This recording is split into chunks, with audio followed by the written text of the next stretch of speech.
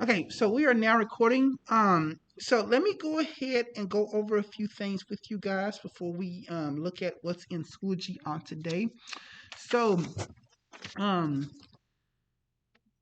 so as you guys know, the AP exam is coming up in exactly 2 weeks. So on May the 5th is the scheduled AP exam for AP Physics 1. Now, remember what I told you guys last time? The um um the review videos are already listed out on the College Board website along with their scheduled times. I promise I will put this. I promise I will put the link to this PDF file in Schoology on today, because this PDF file takes you to all the links of the various sessions.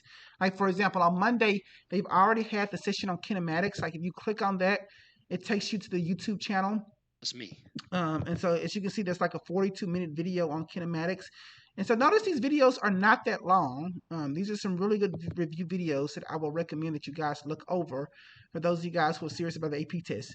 And remember what I said, guys, these videos are made by the College Board. So these are official um, AP review videos, because the College Board, these are the people that make the AP exam.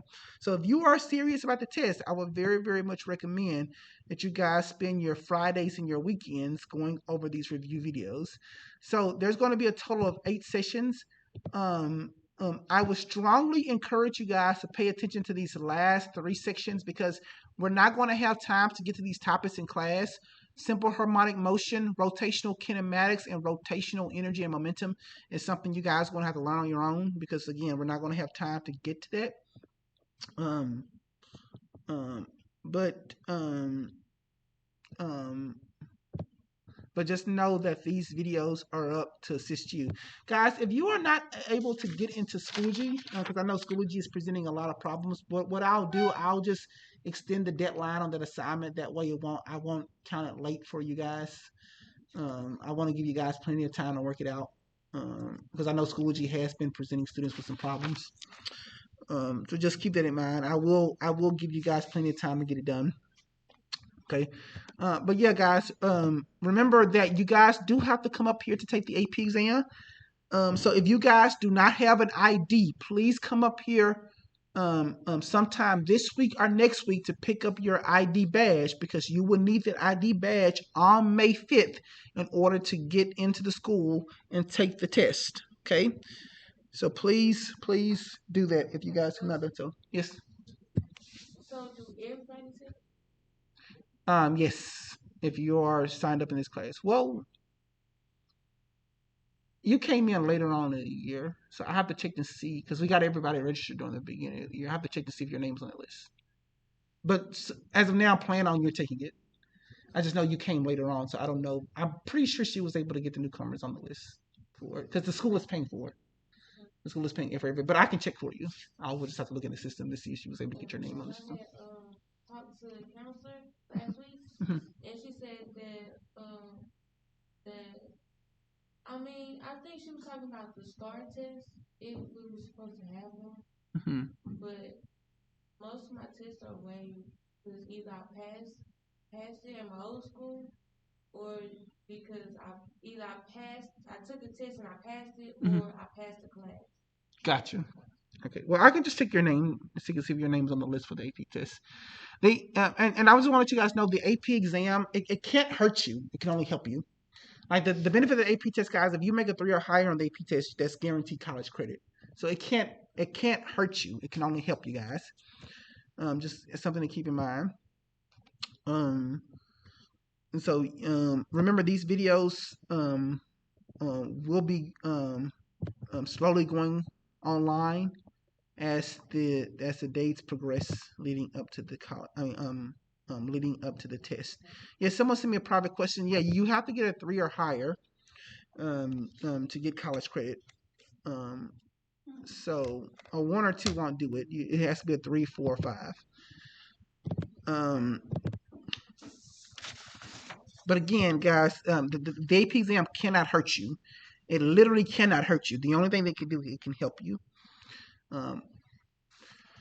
So that's why I recommend that you guys watch those videos. Also, just to let you guys know, because some students have asked me about a 6 weeks test for this marking period. Guys, I am not going to give you all a 6 weeks test this Friday. And my reason for that is that I want you guys to put your time and focus on the AP exam. So that I'm not going to give an actual 6 weeks test. Basically, whatever your daily average is right now, that's what's going to go in grade book for your test average. So I'm not going to give you guys a 6 weeks test. Just focus on getting your daily assignments turned in before Friday, and you guys should be good. I want you guys to spend your next 2 Fridays focusing on the AP exam. Okay, so spend your time on Fridays and and also Saturday or Sunday to watch over those videos. Okay, so I will not be putting any assignment in Schoology this Friday or next Friday because again, I want you guys to spend those weekends and those Fridays preparing for the AP test. Is that fair? You said there's an assignment today. There will be an assignment today, but I'm not going to post one on Friday. All right. Yeah, like normally I post this assignment every Friday, but I won't post an assignment this Friday or next Friday Oh, because I kind of want you guys to use that time to be looking over those videos. Is that fair? yeah. All right. So no 6 weeks test this marking period. Just spend your time preparing for the most important test of this class, and that's the AP exam. Okay. All right. Now on today. By the way, any questions for me regarding what to expect between now and May 5th in the AP test? Hmm. Someone sent me a private question saying, "Will taking all AP tests help with the AP exam?"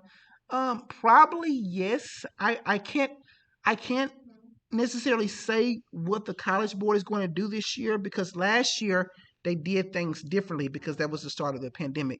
I don't know how different they're going to do things this year. But yes, any old AP exam would help you for the AP test. But the most important thing is going to help you is those College Board review videos because again, those come from the people who are making the test, and so I would imagine that they're focusing on those things that they think that are very very important. So but yeah, if you can find some old tests online, it could help. Um, Good question. Anybody have any other questions?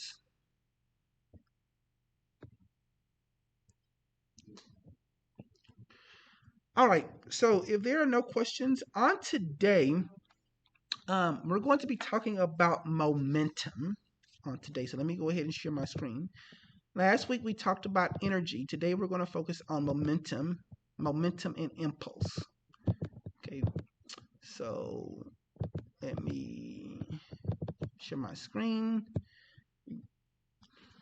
So, guys, right now in Schoology, the folder for today says momentum introduction notes, and then there's a momentum and impulse practice PDF file that we're going to go over some example problems as a class, and then I'm going to let you guys go to finish the momentum and impulse assignment by yourselves. As soon as we get done with class for today, I'm going to open this up in Schoology. Okay, so that is the goal for today. Now, what exactly is momentum?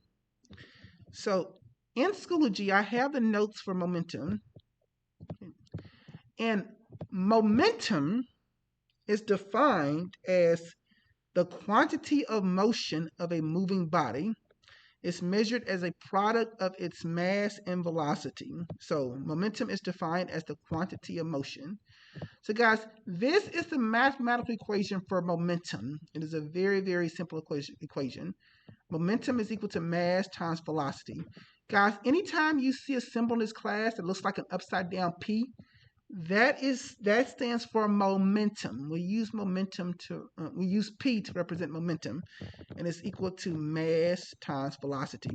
So this is the main equation we're going to be using today and also in the coming days as we talk about momentum. Momentum is defined as the quantity of motion. Before we get into some numerical examples, I want to be sure that everybody understand momentum conceptually. What exactly is? Well, guys, it turns out momentum is very, very useful whenever physicists are mathematically analyzing collisions. So, whenever we're analyzing collisions in nature, um, momentum is very useful because momentum is a conserved quantity. The total momentum in any collision stays conserved, meaning that it stays the same or stays constant. What it is that I mean by that? Well, let me show you guys a demonstration of what I mean by that. Many of you guys in here have probably seen one of these before. Okay. So this is what is known as a Newton's cradle. Okay. Have y'all seen these before? Guys, an object looks like this. Oh yeah, like if you like move one side, it like infinitely goes back and forth. Yeah, exactly. Well, I want to say infinitely because there's energy being taken away from the system. But yeah, you're right. The basic idea is right. So um, this is a known as a Newton's cradle, and it perfectly demonstrates the conservation of momentum in nature. So remember, I said momentum represents the quantity of motion. And remember, I said momentum is conserved. And so we see that here. Notice if I take one ball, if I release one ball on this end, how many balls come out this end? Well, if I release one ball, notice one ball comes out. So clearly, momentum is a conserved quantity. So what happens if I take two balls and release it on this end? How many balls are going to come out? Two. Oh. Two, exactly. What if I take three balls, Jeremiah, and when I release it, how many balls are going to come out the opposite end? So if I take three balls, Um. Um. Uh. Three. yes. Three. So can everybody see how the momentum stays conserved? Remember what I said? Momentum just means the quantity of motion. So as this ball right here collides with this ball, so obviously there's a transfer. There's a transfer of momentum from ball to ball to ball to ball, and the total momentum in that collision stays conserved. So if one ball goes in one side, then one ball comes out the other side. And guys, there's all sorts of things you can do with the Newton's cradle. Notice how like I can take two balls on one end, and I can take one ball on the other end. And guys, watch this. Watch this. So, hold on, let me do it this way. Let me take three balls on this end. Let me take one ball on this end. And guys, I want y'all to watch what happens. Notice how y'all see the oscillation. So clearly the momentum is staying conserved. Right. So let me ask you a question. What if I take four balls and when I release it, how many balls do you guys think is going to come out the other end? Four. Let's see. Let's see what happened. Y'all see that? Yeah. So clearly the momentum stays conserved. And guys, there's all sorts of things you can do with the Newton's cradle. Yeah, you can do all sorts of things with Newton's cradle. Of course, my favorite one is when you take three and one like this, and you do it like that. So.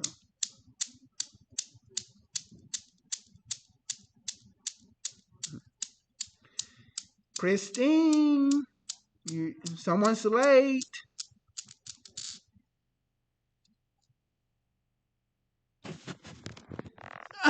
Yes, you are. If you're not late, what do you call on time?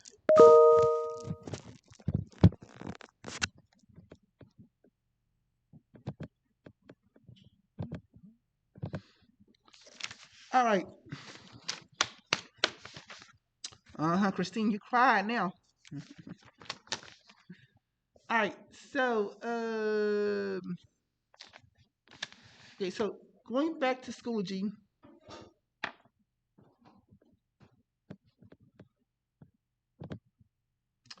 Okay. So we've already defined momentum as the quantity of motion. Um, let us look at this assignment here in Schoology and let's discuss a few things.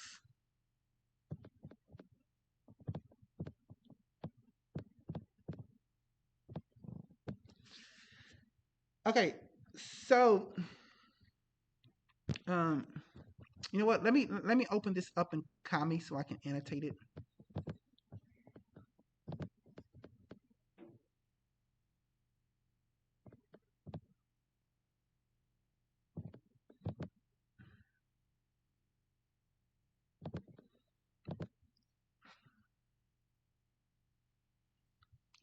All right, guys. We're gonna do just a few of these together, um, so you guys can get to the get the point of what we're doing, and then I'm gonna let you guys go since we do enough of these examples.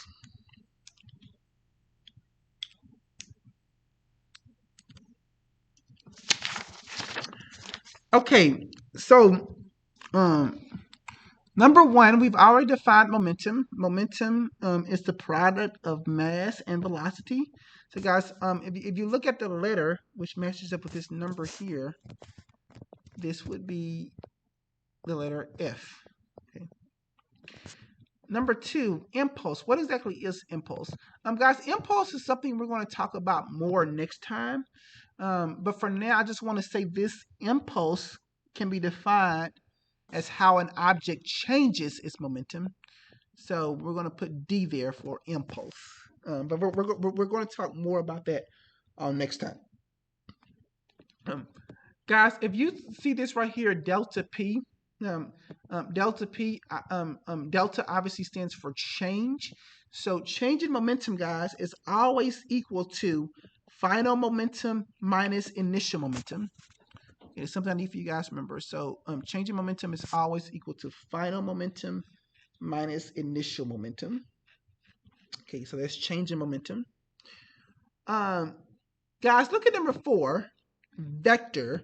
You guys should know which of these letters best define a vector. Can someone tell me?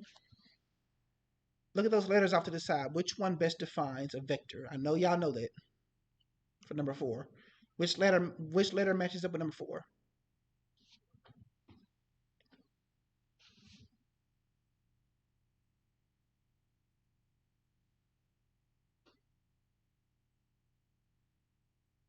Anyone? Come on, guys. Which letter matches up with number 4? Yes, it is C.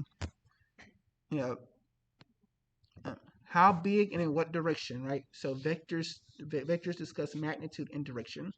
Just so you guys know, momentum is a vector. Just like velocity is a vector, momentum is also a vector. Excuse me. Bless you. Thank you. Whenever you guys are talking about, whenever you guys are talking about, um, um, whenever you guys are talking about, excuse me, that sneeze got me. Whenever you guys are talking about momentum, it's important that you talk about magnitude and direction because momentum is a vector. What about number 5? Which letter do you guys think matches up with number 5?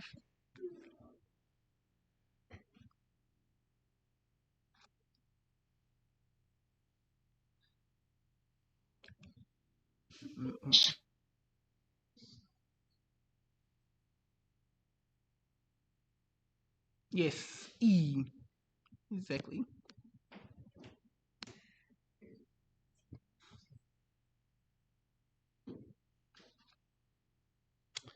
So, number 6, P net. So, in other words, what is net momentum? Guys, every time you see net momentum, that's just the same thing as the sum of the individual momentums. So, this is going to be B. So, P net just means the sum of the individual momentums. Okay. Well, Yes. what does the triangle P mean again? Triangle means delta, which is change. Change in momentum is always so right. So delta means change, right? So anytime you find a change in something, you always do the final minus the initial. All right. Yeah, and we're going to see some examples of that in a moment, Jeremiah. Okay, look at this right here. Okay, so let's look at 789. Which has more momentum, a bowling ball at rest or a bowling ball going at 1 meter per second? So it's a bowling ball moving at 1 meter per second. Yes, Stephanie, this is being recorded. Um, Um, Number 8, which has more momentum, a very fast baseball or a very slow bowling ball? The very fast baseball. Number 9, which has more momentum, a 1,000 kilogram object at rest or a 1 kilogram object moving at 0.2 meters per second? So it would be that. Okay.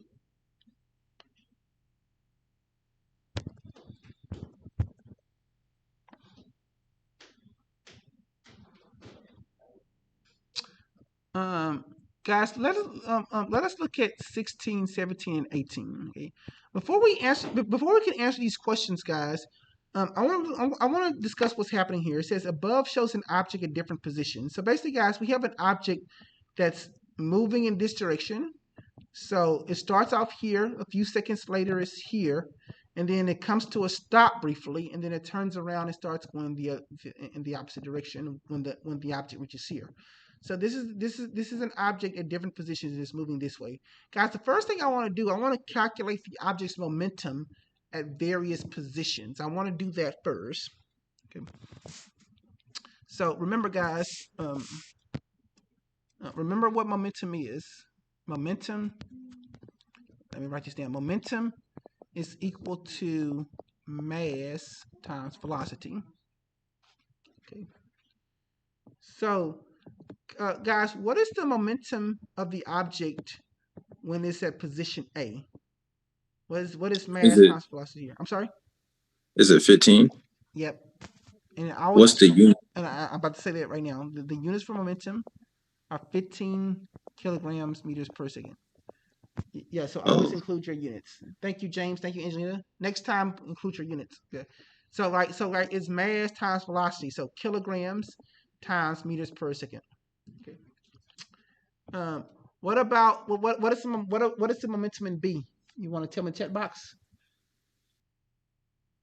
So when the object's at position B, what is its momentum?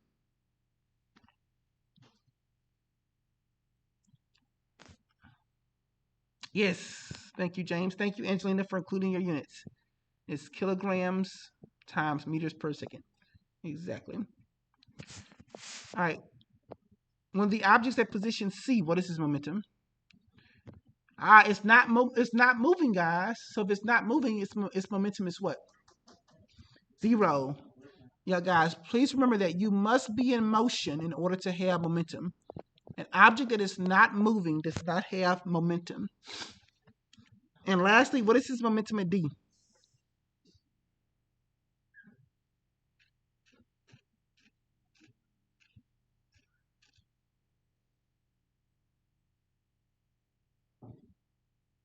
What is the momentum of the object at D?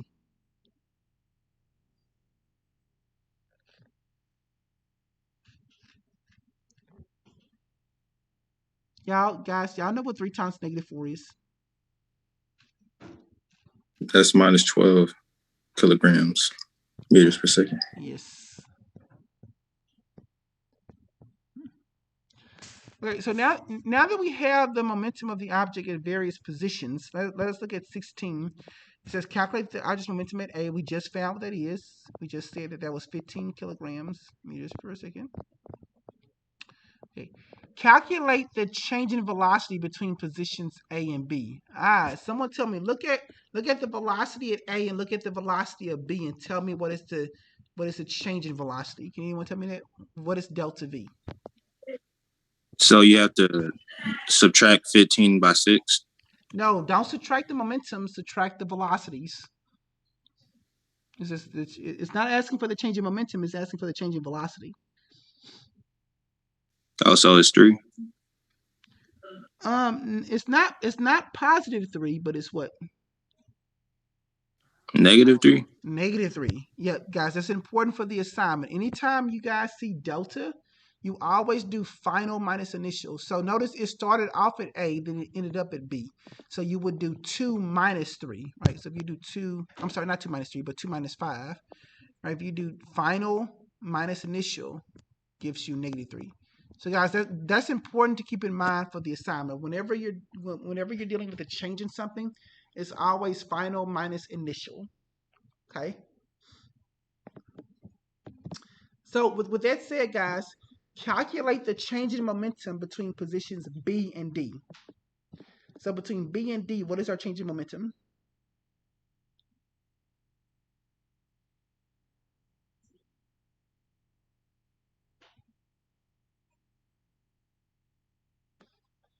This is an interesting one.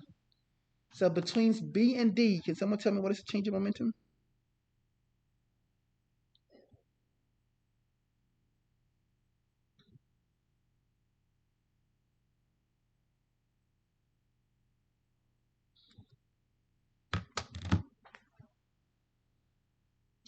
Guys, what is the change in momentum between B and D?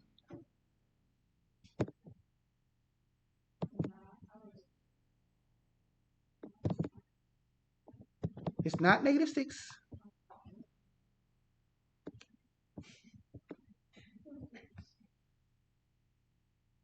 It's not +6. But good guess, Angelina. Remember, final momentum minus it's not -7. Come on, guys. Final momentum.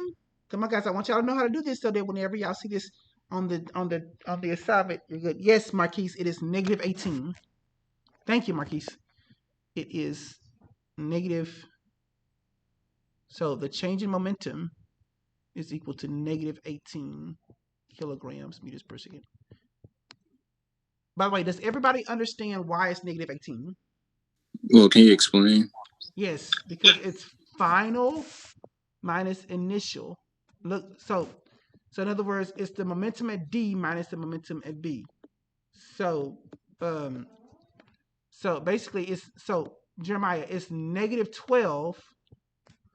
So it's -12 minus 6, which gives you -18, right? Because it's the momentum at D minus the momentum at B.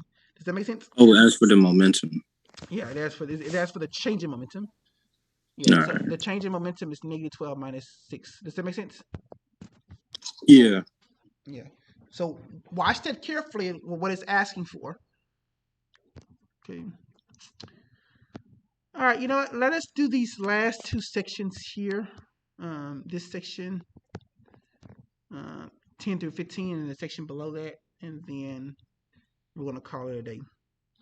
Number 10 says, can an object have momentum in space? Yes. If the object is moving, as long as the object is in motion, it has momentum. Yes. If it is moving.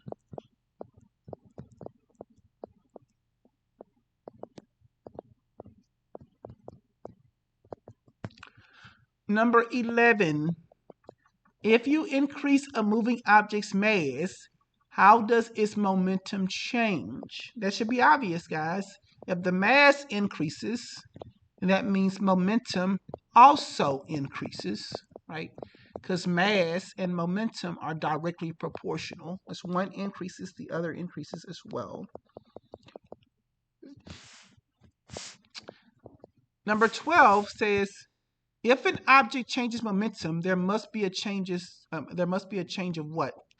So in order for an object to change its momentum, there must be either a change in mass or velocity or both, right? So, right, if you change an object's mass or its velocity, you can change its momentum. Uh,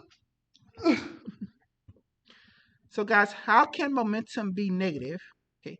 Well, guys, we know how momentum can be positive. If you have an object that's moving either to the right or moving up, so according to the convention that we've defined in this class, in those cases right there, if it's moving to the right or if it's moving up, the momentum is positive, which means how can we have an object with a negative momentum?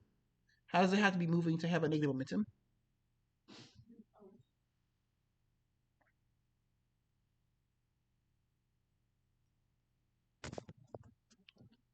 Well, if the object is moving to the left or is moving down, it can have a negative momentum, right? Because remember, momentum is a vector.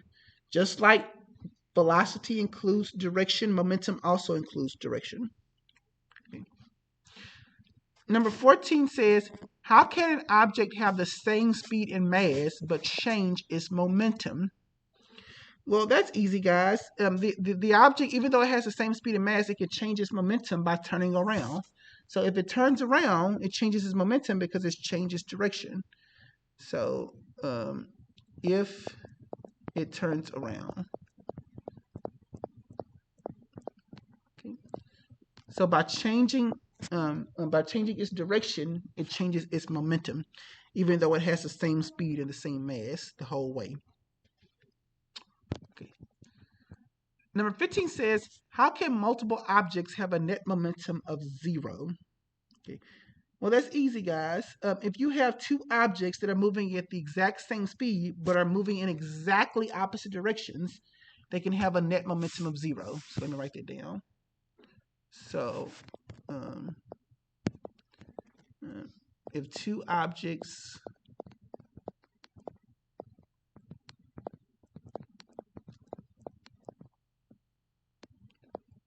have the same speed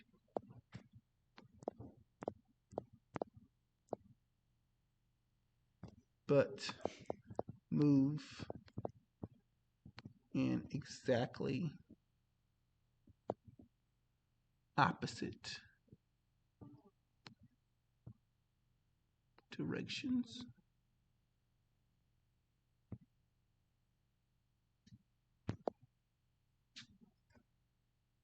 so y'all got that?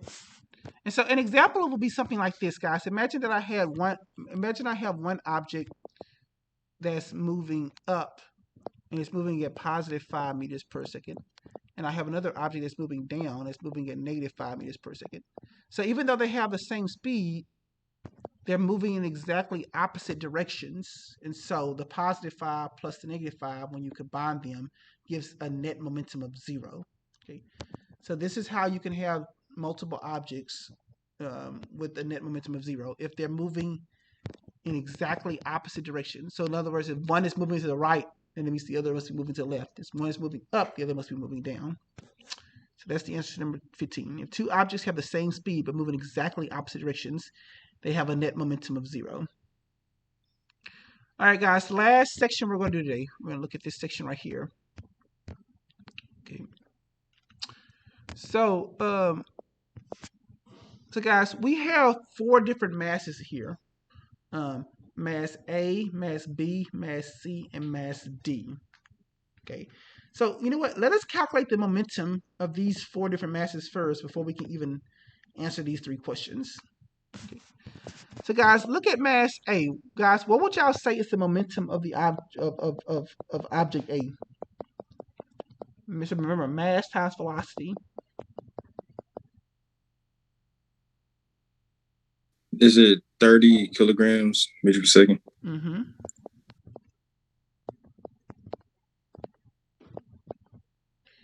And then momentum at B? Momentum of mass B?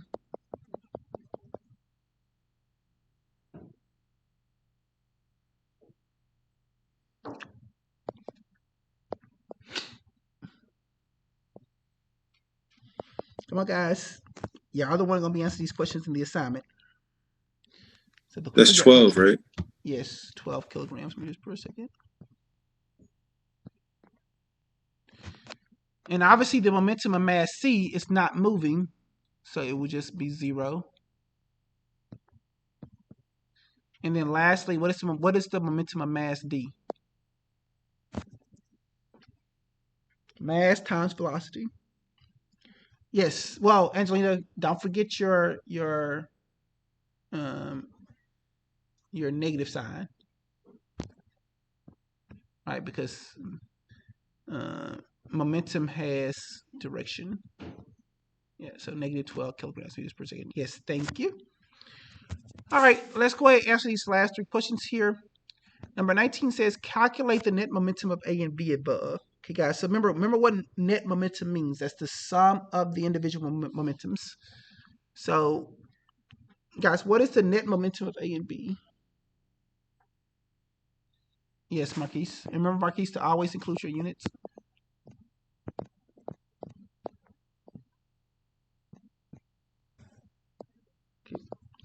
Calculate the net momentum of B and D.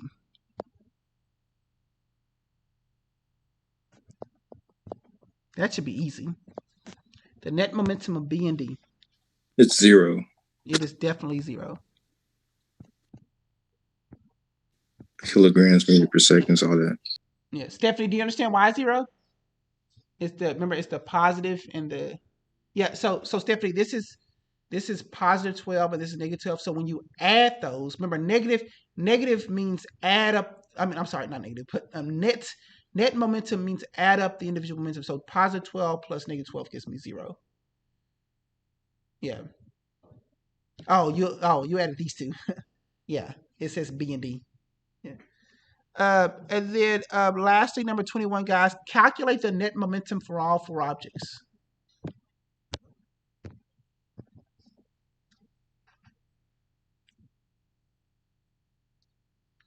Yeah. Thank you, Marquise. It's just 30 kilograms meters per second. Right, so that's the net momentum for all 4 objects. Okay, so guys, remember that anytime you see the term net momentum, that means sum up the individual momentums. Anytime you guys see change in momentum, that means final momentum minus initial momentum. So just something to keep in mind. Now, guys, next week we're going to go into more detail with this because we're going to actually mathematically quantify collisions on next week. But this is where we're going to stop at for today. Let me go ahead and make that assignment open for you guys in Schoology. Now, guys, I'm gonna put the due date for today, but if anybody has any problems getting into Schoology, that's okay. Just get it done whenever you guys can. I understand Schoology has been presenting students and teachers with problems. So if you guys aren't able to get into Schoology, don't beat yourself up if you guys can't get it done by today. Just know that just get it done whenever you guys can. But the assignment is already up. I just posted it. Guys, please fill out the attendance form if you have not done so. Remember, I am not putting a test in Schoology for this 6 weeks. I really want you guys to spend your Fridays focusing on the AP exam. Again, those videos that the College Board has released, look over those videos, especially look at those last 3 topics because those are the topics we did not get to in class. Guys, if you all don't have any immediate questions for me at the moment, you guys are free to go. The Zoom call is going to stay open up to 3 o'clock. Everyone, enjoy the rest of your day. Bye, guys.